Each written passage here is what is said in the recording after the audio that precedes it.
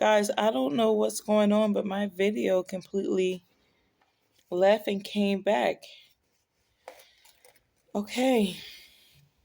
I don't think I'm going to go through the whole spill again, but the gist of the story is my mama's crazy, but I love her. I love her. I understand that she did not have love growing up, and if she had love, it was a distorted love. It might have been molestation, it might have been beating or being abused. I feel like it could have been all.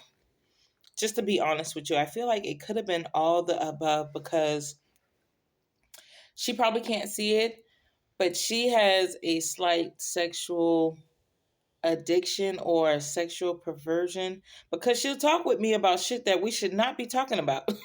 And it's like, I don't want to talk about this. You know what I'm saying? And the conversation would be so random that you know it ain't right. You know, the same thing with my grandma. I remember I told y'all I was a crazy ass kid. So when I was in, I think, middle school or maybe high school, I'm not sure, I sold sex toys. Not because I was off the chain, but maybe I was off the chain. I don't know. But I had a guy who always went and stole stuff out of Spencer's. Spencer's sells sex toys. So Pooh would bring me the product. I would give him a flat rate and I would go sell it. And so I remember my grandma being one of my best customers for buying sex toys. You understand what I'm saying? So there's a level of perversion in there that carried throughout that generational line. And then I remember one time I got a job at a call center and I was telling my grandma about it. I was like, man, grandma, I'm working this job at this call center and, it's really getting on my nerve. What? You work in a sex center? How the fuck do those two connect? Those don't connect. You understand what I'm saying?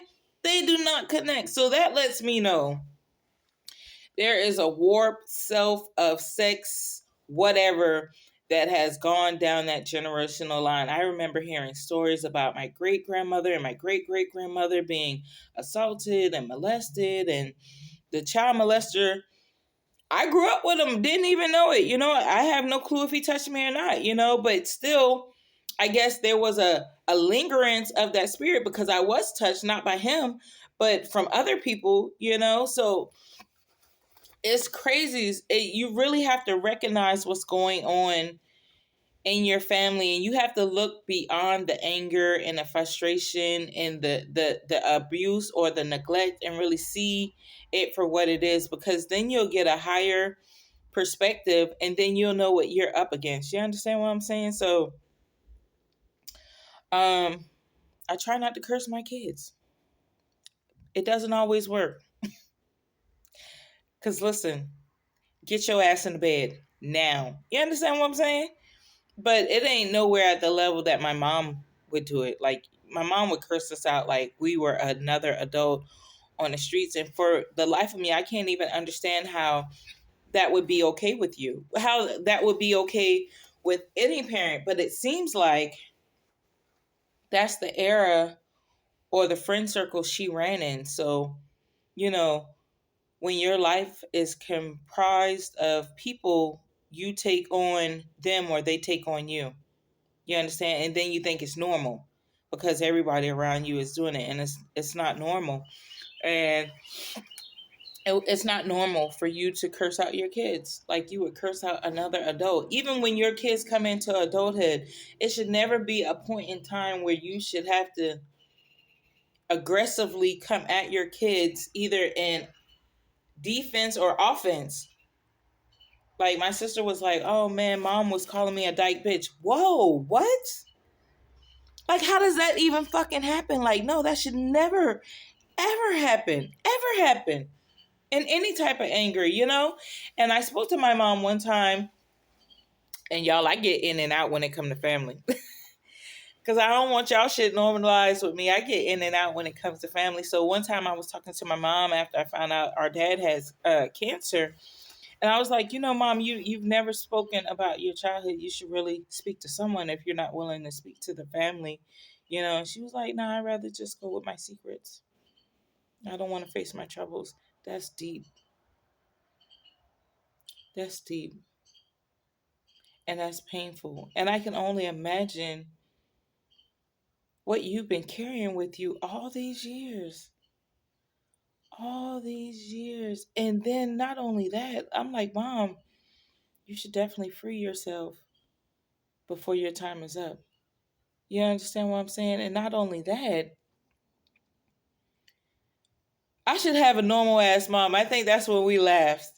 Like, Mom, I should be able to have a normal mom at least once before you die. But imagine what's going on.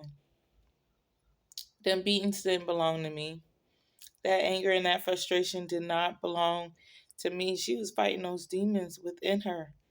You know, I'm a little teary eyed, guys, because it's like I would want my mother to get help. I would want my family to get help. There is some things that my great grandmother, her mother, doesn't talk about. Come on, Black community. You do not have to live in silence. More than the white man, more than racism, I think we just deal with too much in silence. Don't be silent. That's what these YouTube videos are all about. Don't be silent. Because your issues will help someone. Someone's going to be helped. And if not, you're going to leave a legacy. You understand what I'm saying? If not, you're going to change the generational line of not talking. You know?